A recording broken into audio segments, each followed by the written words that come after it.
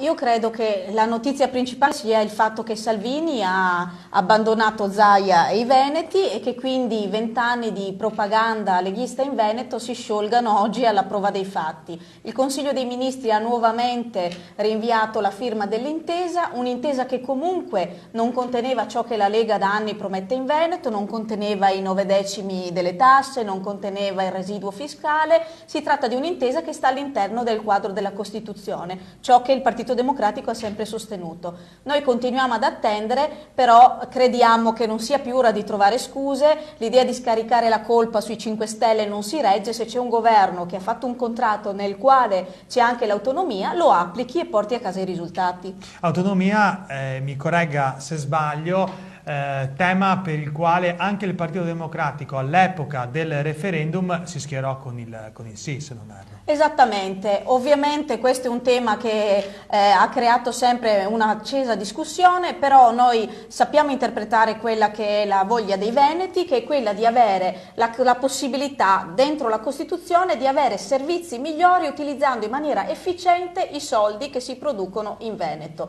Su questa linea noi ci stiamo e non crediamo sia ancora il tempo di prendere in giro i veneti con delle promesse irrealizzabili. Oggi il governo è a guida leghista, c'è Salvini vice premier e tutti ci aspettavamo insomma che la cosa avesse percorso semplice e invece non è una corsa e un ostacolo, è forse una corsa che è addirittura del tutto ferma.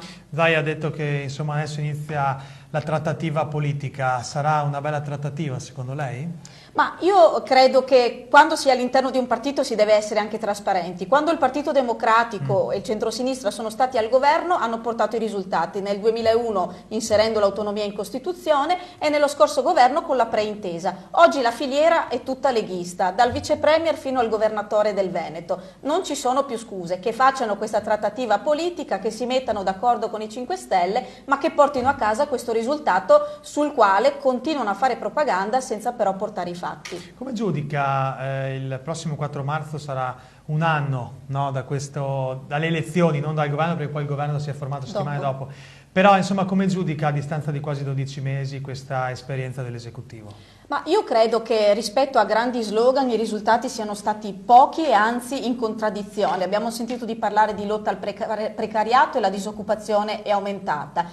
L'Italia è entrata diciamo a tutti gli effetti in una fase di recessione. Questo governo alla prova dei numeri ci sta portando in una strada che è tutta in discesa, non nel senso facile ma nel senso di discesa economica, e mi pare che soprattutto dal Veneto, da questo territorio, giungano i gridi di allarme più forti, quelli degli imprenditori, degli artigiani, che capiscono che in questo clima di sfiducia e di incertezza i primi a patirne gli effetti saranno le imprese e di conseguenza immediatamente dopo tutti i lavoratori. Il grido arriva forte dal Veneto, che solitamente è la regione più vivace. Credo che il governo non possa essere ancora sordo a questo grido. Quota 100, onorevole?